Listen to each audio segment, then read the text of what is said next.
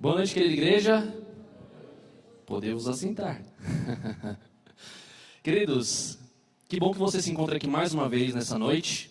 Nós já chegamos aí no 5º dia da nossa semana de oração. Estamos aí já passando da metade, né? E que bom que você, mesmo em a corrida do seu dia a dia, você que se encontra presente, que Deus ele possa ser louvado com a sua presença. Você que por alguma circunstância não pode estar aqui, que Deus também possa se fazer presente no seu coração, na sua vida, e que mais uma vez Deus ele possa falar ao coração de cada um de nós, amém? Queridos, nessa noite nós vamos começar então as nossas considerações, e o título do sermão dessa noite é o Novo Começo. Eu acho muito interessante que quando nós chegamos no final do ano, antes ali da virada do ano, algumas pessoas elas têm o costume de fazer algumas promessas. Então, aqueles que são aí mais fitness, costumam dizer que vai virar o ano, eu vou ter agora uma dieta um pouco mais balanceada. Próximo ano agora eu vou entrar na academia. Só que aí os empolgados acabam entrando e quem sabe não permanece muito tempo, acabam saindo, né? Outros acabam ficando só na promessa, acabam não entrando, né? Mas, queridos, começar alguma coisa é difícil, não é verdade? Ainda mais quando é algo novo. Mas o recomeço eu ainda acredito que é um pouco mais difícil. Embora nós já saibamos o caminho, por termos começado, mas o recomeço, ele exige um pouco mais de cada um de nós. E nessa noite nós vamos ver então que Deus nos possibilita, enquanto a porta da graça está aberta, a oportunidade de começarmos, recomeçarmos uma vida ao lado dele. É preciso buscar forças para seguir em frente de novo. E eu te pergunto, você está tentando começar alguma coisa, ou recomeçar alguma coisa na sua vida? Quem sabe alguém que tenha terminado um relacionamento e hoje busca aí superar esse término de alguma forma, tentando recomeçar a sua vida agora sozinho.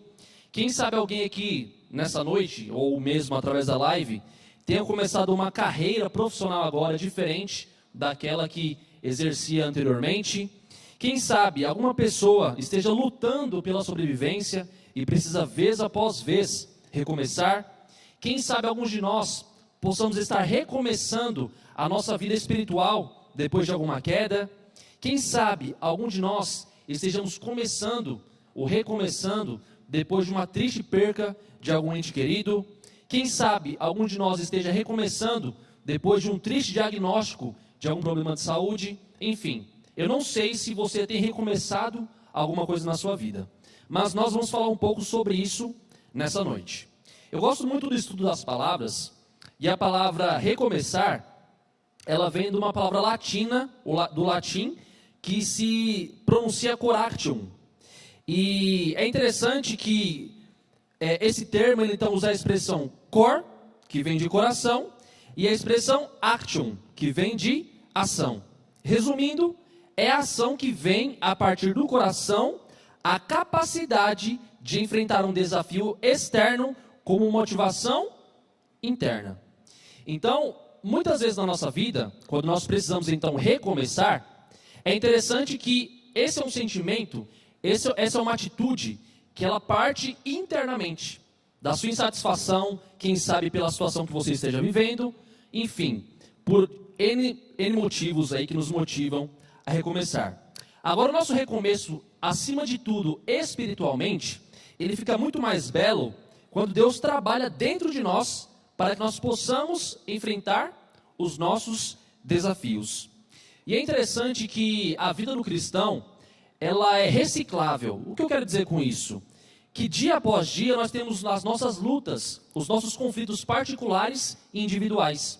Então sempre, todos os dias, você tem a oportunidade, nesse grande conflito cósmico e espiritual, de retomar a sua comunhão, de intensificar essa comunhão, quem sabe, enfim, de recomeçar ou começar. Então Deus nos dá essa oportunidade. Deus trouxe um novo começo com Jesus Cristo. O impacto da vinda de Cristo foi tamanho que ele zerou a história. Então é importante nós notarmos que existe o mundo antes de Cristo e o mundo depois de Cristo. Nós estamos agora no ano de 2023 depois de Cristo.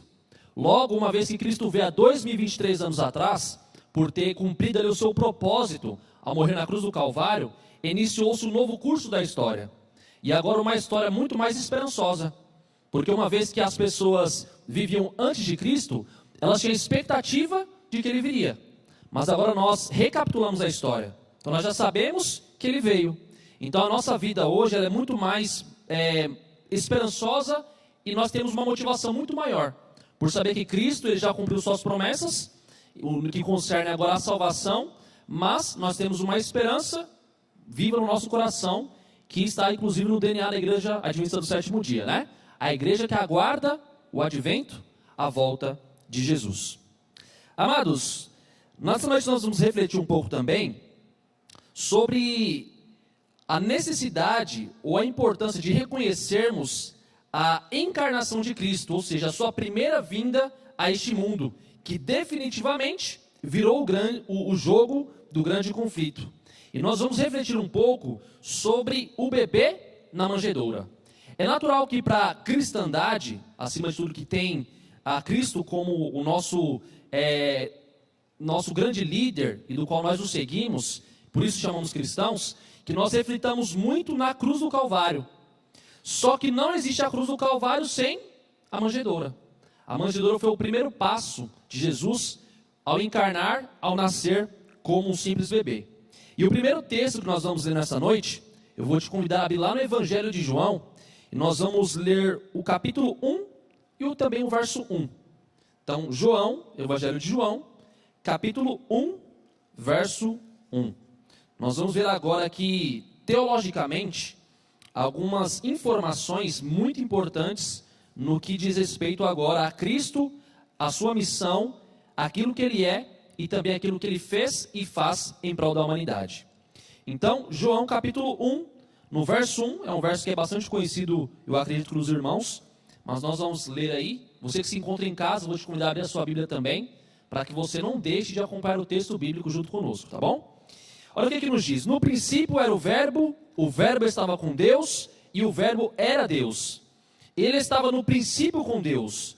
Todas as coisas foram feitas por intermédio dele e sem ele, nada do que foi feito se fez. Vou te convidar agora a voltar um pouco e ir lá para Lucas. Lucas no capítulo 2 agora. Porque esses versos aqui, eles se conversam, eles são muito importantes. Para a partir deles nós podemos agora meditar em algumas verdades importantes no que diz respeito ao nascimento de Cristo e à sua missão. Então Lucas capítulo 2, nós vamos ler agora o verso 7. Olha o que aqui nos diz. E ela deu à luz o seu filho primogênito, enfaixou-o e o deitou numa manjedoura, porque não havia lugar para eles na hospedaria. Amados, pensem comigo, olha que ironia. O Salvador da humanidade, quando ele veio a essa terra, não havia nem mesmo um local para que ele pudesse se hospedar e para que ele nascesse. E nós sabemos que o texto bíblico nos conta que agora José e Maria, eles saíram batendo as portas procurando um local, para que agora o Salvador da humanidade, o Rei do Universo, para que ele pudesse agora, como ser encarnado, nascer. Mas nós sabemos que eles bateram e não acharam guarita, não acharam local para que Cristo ele pudesse nascer. Nos tempos bíblicos, a manjedoura era o coxo, ou seja, um tronco oco, onde os animais bebiam água, ou onde se põe a forragem para alimentá-los. A Bíblia fala muito mais da cruz do que da manjedoura. Sim, é a morte de Cristo na cruz que nos salva, mas é importante lembrar que sem a manjedoura não haveria cruz. E olha que interessante, nós vemos que, infelizmente, por não ter um local onde nascer, Cristo nasceu talvez num lugar um tanto quanto inusitado. Quem diria que Cristo, o Salvador da humanidade, aquele que os judeus estudavam há tanto tempo, as suas profecias, que ele nasceria num local onde tinha ali animais, num local onde os animais, quem sabe, usavam para se alimentarem ou para tomar água. E, queridos, foi justamente nesse local que Cristo, ele nasceu. Mas será que nós conhecemos de fato a manjedoura de Cristo? Ellen White escreveu no livro Desejados de Todas as Nações, na página 29, a seguinte citação. Pensar na manjedoura é algo extremamente desafiador, pois é uma história simples e escassa em detalhes. Apenas Mateus e Lucas falam do nascimento de Jesus, e a manjedoura só restou para Lucas. A segunda razão, porque é difícil falar da manjedoura, é por ser uma cena infinitamente profunda sobre Deus, por um lado, se restringindo, mas por outro, se revelando em carne para salvar. A história de Belém é inesgotável.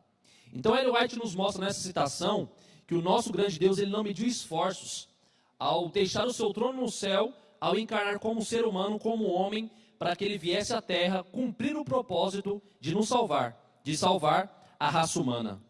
E a manjedoura, ela nos revela quem de fato é Deus. O prólogo que nós lemos lá em João capítulo 1, verso de 1 a 3, ele tem um foco teológico e ele apresenta a divindade de Jesus. Ele aponta não somente para o futuro, o que Cristo iria fazer, mas para o passado, o que ele fez e quem ele é. Então o verso que nós lemos em João capítulo 1, verso de 1 a 3, é interessante que ele mostra que Cristo, ele também foi um co-participante da criação de toda a humanidade, de todo o universo. Então quando nós vemos a expressão verbo na Bíblia, nós vamos ver isso até mais adiante, ele está se referindo justamente à pessoa de Cristo. E queridos, Cristo, ele é um com Deus, ele de fato, Satanás, um dos grandes intuitos dele, é que nós não acreditemos na divindade de Cristo. Mas Cristo, ele de fato é Deus, assim como o Deus Espírito Santo, que poucos e muitas denominações hoje, infelizmente, também banalizam a pessoa do Espírito Santo, e também é um com o nosso Deus. Jesus, ele é chamado de verbo, porque ele aponta para Deus, ou seja, o verbo é a palavra. E aí agora eu vou te convidar a ir comigo, lá para, novamente, João capítulo 1, só que para ficar agora bem explícito para nós vamos ver a expressão de que de fato a palavra ou o verbo é Cristo. Então João, capítulo 1, nós vamos agora ver um pouco mais adiante, nós vamos nos ater agora no verso 14. Aqui fica muito claro através das escritas de João que Cristo é o verbo. Então João, capítulo 1, verso 14, olha o que nos diz. E o verbo se fez carne e habitou entre nós, cheio de graça e de verdade, e vimos a sua glória como do unigênito do Pai.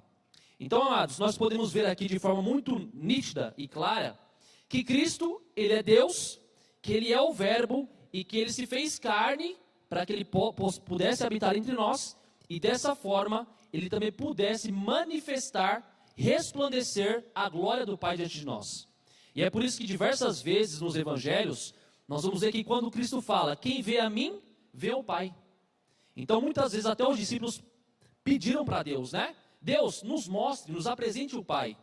E aí Cristo justamente essa expressão. Se você me vê, se você vê os meus atos, os meus feitos, e quem eu sou por natureza, você também já está conhecendo aquele que é o Deus unigênito, o nosso Pai.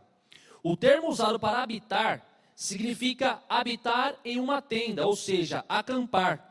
Então o que o nosso Deus ele escolheu? Nós temos aqui os desbravadores e os aventureiros. E é muito gostoso quando eles se reúnem num local determinado, de preferência no meio do mato, para poderem acampar.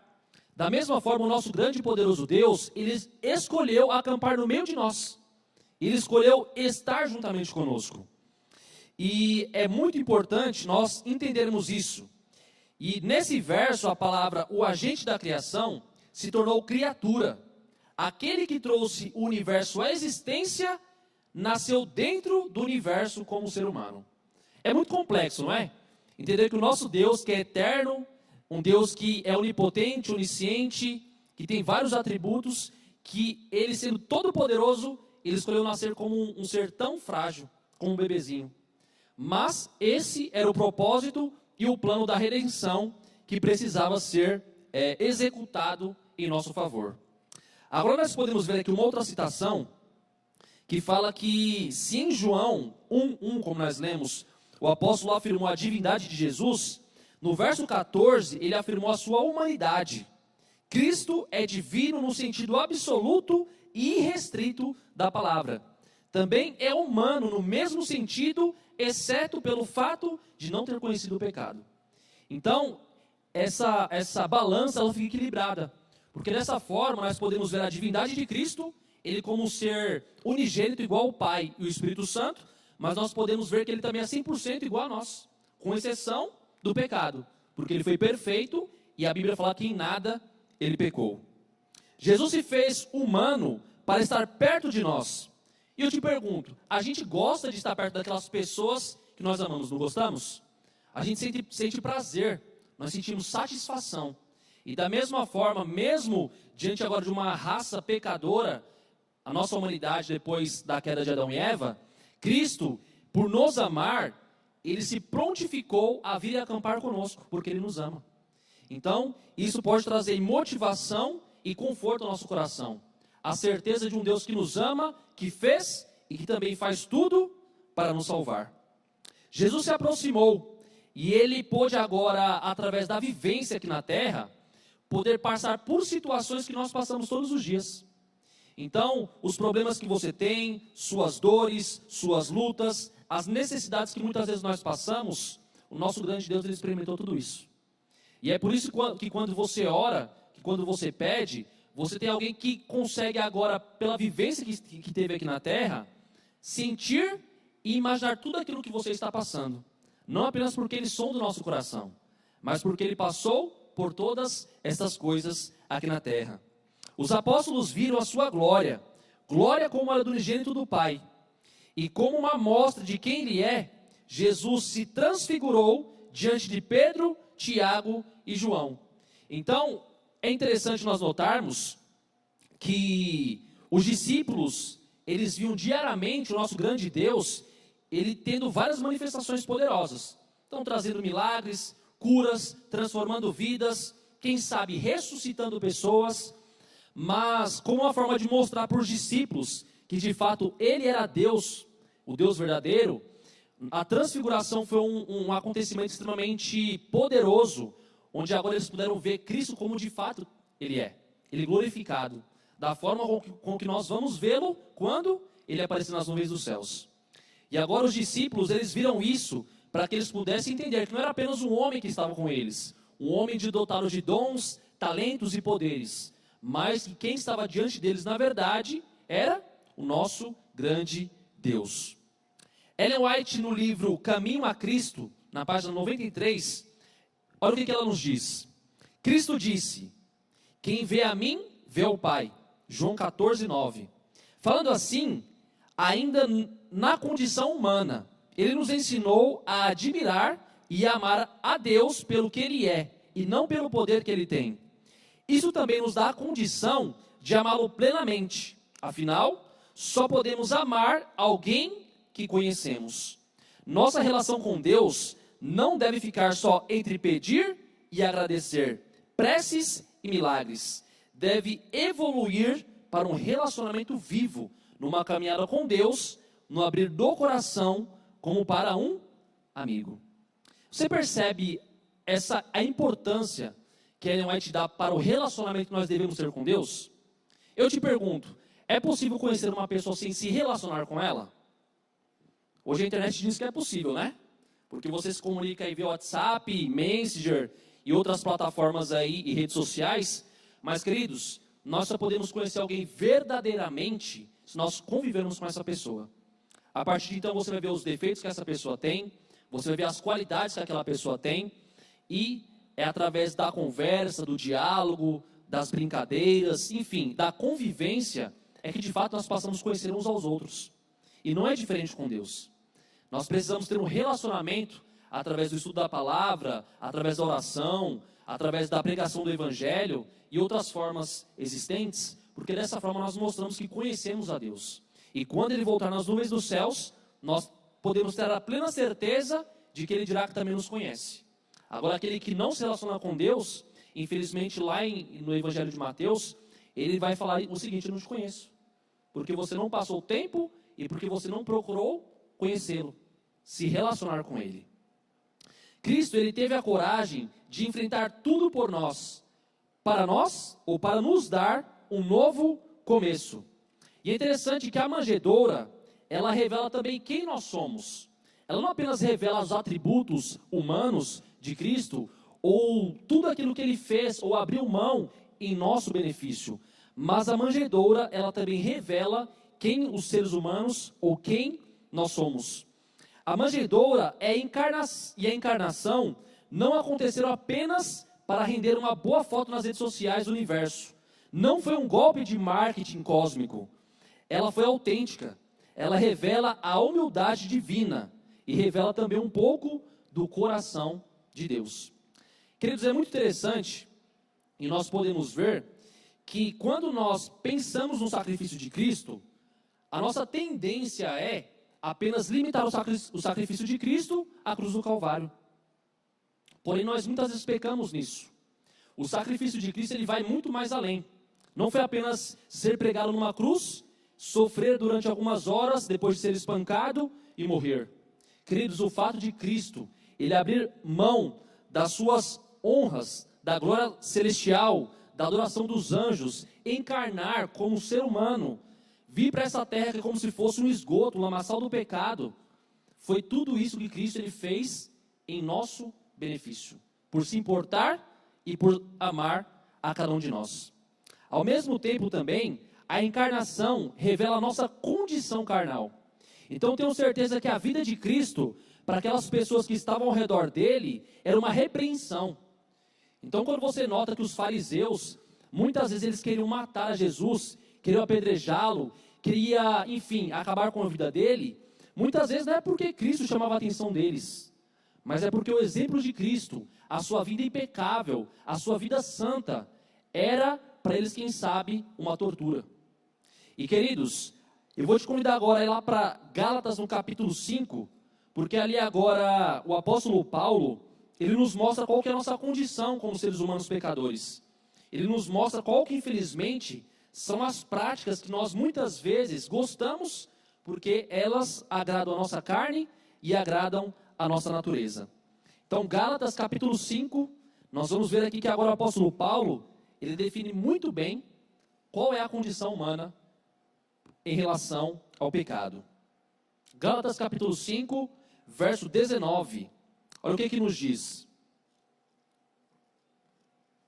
Ora, as obras da carne são conhecidas e são prostituição, impureza, lascívia, idolatria, feitiçarias, inimizades, porfias, ciúmes, iras, discórdias, dissensões, facções, invejas, bebedices, glutonarias e coisas semelhantes a estas, a respeito das quais eu vos declaro, como já outrora eu vos preveni, que não herdarão o reino de Deus o que tais coisas praticam. Amados, quando nós olhamos aqui, pode ser que você, olhando a sua vida e se analisando, você vê atitudes como essas que infelizmente acabam te agradando. Ou atitudes como essas que, quem sabe, são o seu tendão de Aquiles, ou são as tentações que o inimigo ele sabe que pode encontrar em você. E essa, infelizmente, é a condição humana. E nós podemos ver agora a manjedoura relacionada com a vida dos seres humanos. Muito além de revelar coisas negativas sobre nós, a encarnação de Jesus também revela o nosso valor diante de Deus. Então, quando nós olhamos para essas descrições aqui do apóstolo Paulo, a gente vê que no nosso mundo isso é escancarado. Pessoas que praticam esses pecados. E quando nós olhamos para nós, quem sabe até nós mesmos somos praticantes de algumas dessas coisas. Mas mesmo olhando para a nossa real condição e sabendo como nós somos pecadores miseráveis, Deus, ele não mediu esforços. Ele decidiu então encarnar e tabernacular, ou seja, habitar no meio de nós, para que agora o exemplo da vida dele fosse um exemplo para nós, uma repreensão também, e um chamado para que nós possamos dia após dia recomeçar a nossa vida ao lado dele. A primeira coisa que nós devemos fazer é recebê-lo como nosso Senhor e adorá-lo. Os pastores visitaram Jesus na manjedoura. Os magos o encontraram em uma casa e o adoraram. Eu vejo aqui nesse relato desses dois públicos uma coisa muito importante. Quando você lê o Velho Testamento e parte do Novo Testamento, você vai notar que os judeus, eles eram exímios estudantes das profecias. Mas vocês vão notar que quando Cristo nasce, sabe qual foi a atitude dos judeus? Eles trataram Jesus com indiferença. Eles não reconheceram que de fato ali estava o Salvador da humanidade. Mas em um contraste, nós podemos ver aqui o exemplo dos magos. Os magos, segundo o que os teólogos estudam, eles nos mostram que eles eram pessoas, quem sabe, pagãos. Mas por serem sinceros de coração e por buscarem conhecer aquele que era o rei do universo, foi revelado para eles um sinal, para que eles conseguissem encontrar e pudessem agora de fato ver o Salvador da humanidade. E eu pergunto para você refletir nessa noite, meu amado, será que nós de fato temos reconhecido a Cristo como nosso Senhor e Salvador? Será que nós já conseguimos entender, através dos evangelhos que narram a história de Jesus, ou mesmo da Bíblia, ao longo do Velho Testamento, que promete para nós que ele viria? Será que a gente já conseguiu entender plenamente quem de fato é aquele que morreu por nós e que é o nosso grande Salvador? O último ponto que eu gostaria de ver com vocês nessa noite é que a manjedoura, ela também revela como Deus ele nos salva.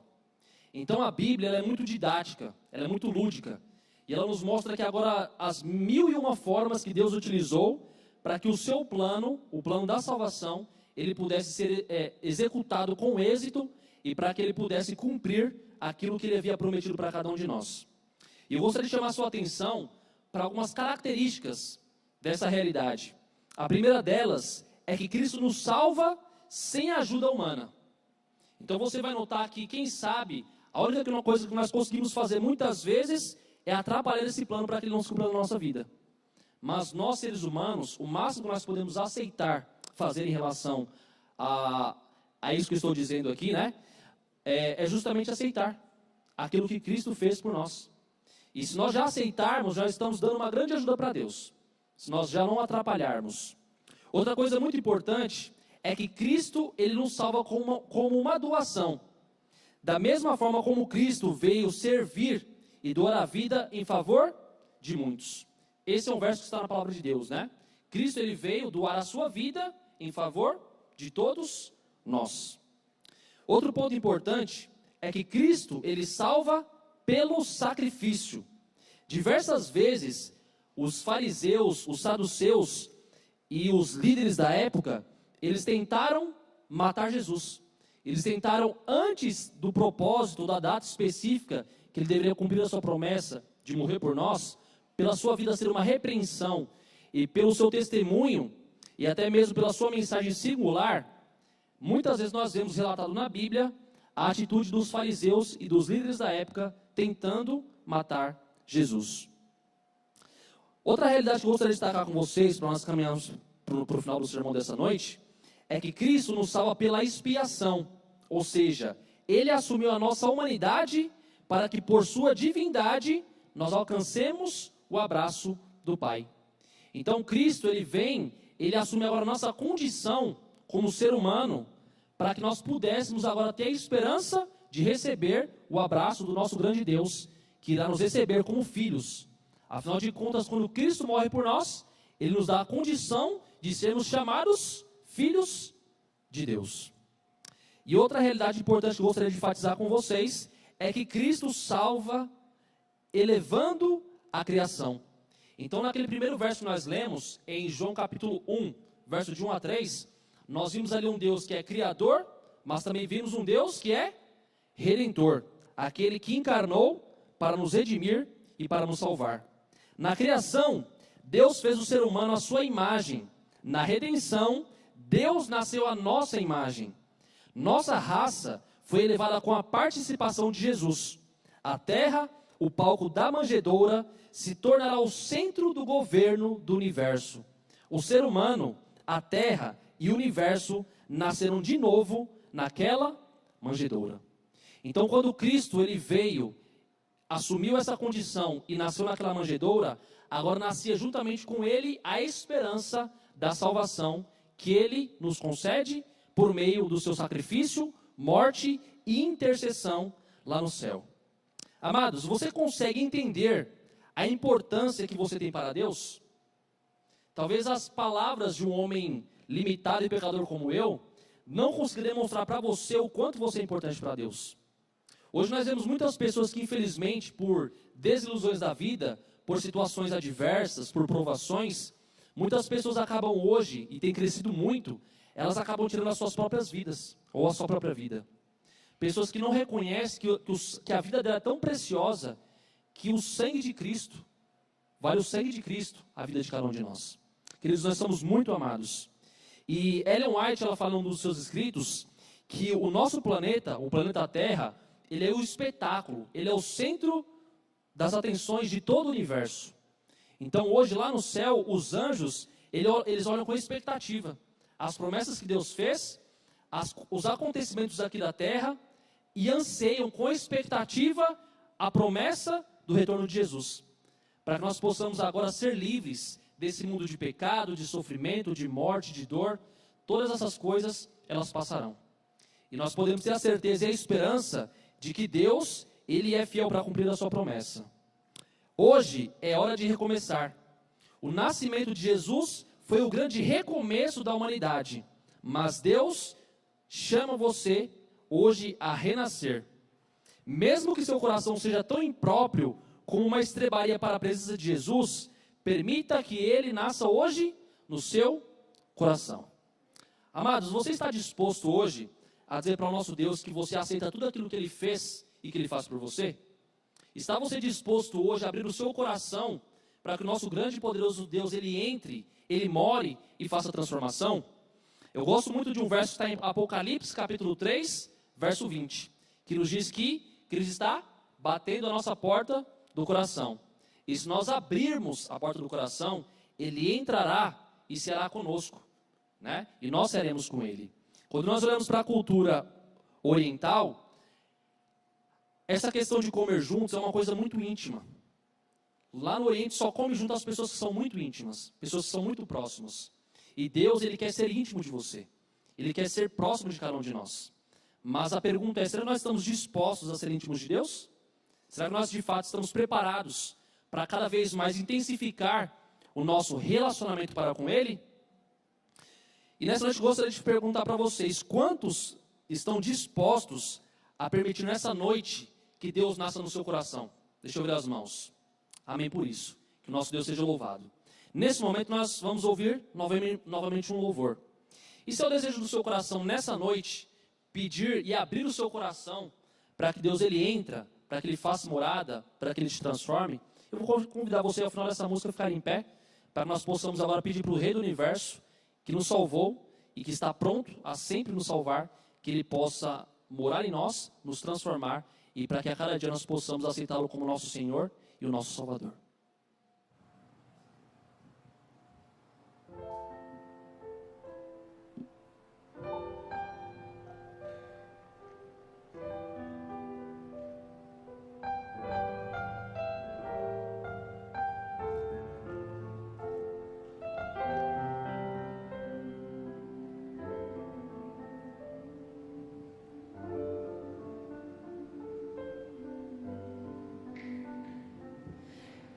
Quando Jesus te chama e tu não vens, pra onde vais então? Voltas pro mundo e tudo que contém, mas voltas triste como ninguém, porque voltar pro frio gelado que destrói e abandonar os braços de amor do Pai, porque insistir no que te faz tão mal, no que te rouba a paz.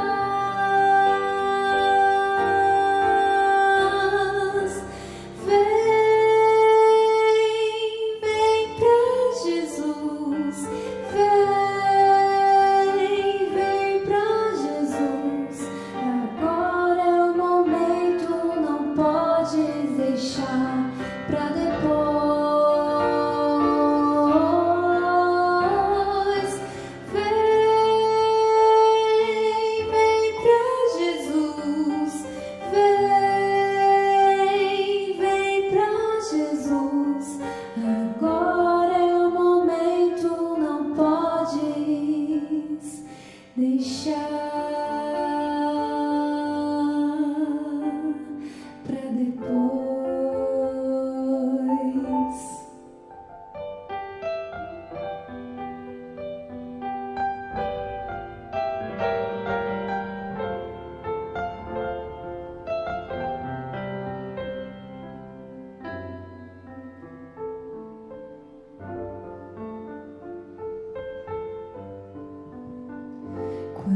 Quando Jesus te chama e tu não vens, pra onde vais então?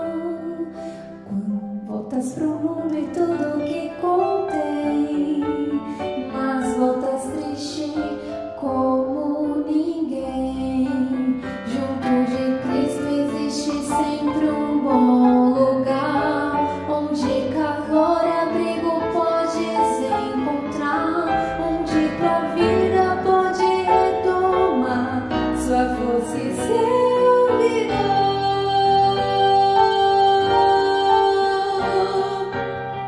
Vem pra Jesus, vem pra Jesus. Agora é o momento, não podes deixar pra depois. Vem pra Jesus, vem pra Jesus. Agora é o momento, não podes deixar pra depois.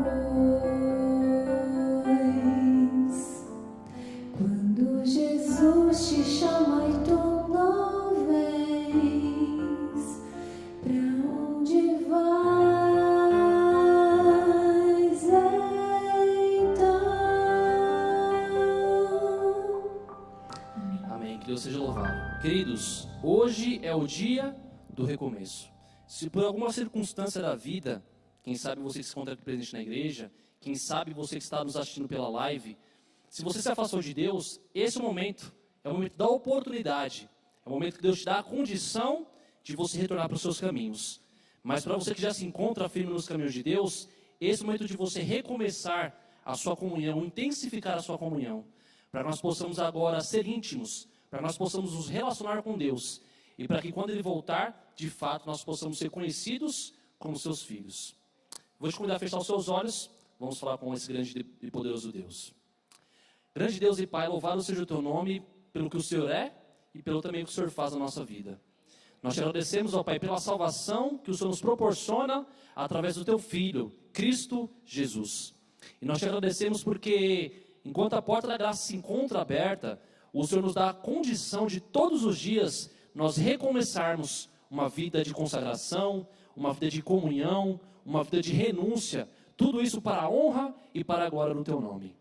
Nosso grande Deus, nós reconhecemos que é difícil fazer a Tua vontade, é difícil renunciar ao nosso eu, mas nós te pedimos que com o Teu Espírito Santo, o Senhor possa nos fortalecer as nossas convicções, através do estudo da Tua Palavra, para que nós possamos entender aquilo que o Senhor espera de nós, que nós não possamos dificultar a Tua obra, a Tua mensagem e também o Teu projeto de salvação sobre a nossa vida, mas nós possamos aceitar dia após dia aquilo que o Senhor fez e aquilo que o Senhor ainda há de fazer por cada um de nós, para que quando o Senhor voltar, nós de fato possamos estar preparados e possamos dizer: eis que eu sou nosso Deus, a que nós aguardávamos. Grandioso Deus, nos fortaleça, reaviva a nossa fé, que o Teu Espírito Santo ele seja derramado sobre essa igreja, para que nós, como Teu povo, possamos entender que nós estamos vivendo os últimos momentos da história deste mundo e que precisamos, dia após dia, nos prepararmos como se o Senhor fosse voltar amanhã. Por favor, ó Pai, toma cada filho em Tuas mãos, nos leve em paz e segurança aos nossos lares, que o Senhor possa nos conceder um bom descanso e que não possamos esquecer de que amanhã podemos mais uma vez estarmos aqui para adorar o Teu nome. Obrigado por tudo, nós te pedimos e agradecemos essas bênçãos com o perdão dos nossos pecados, por Cristo Jesus, o nosso Salvador. Amém.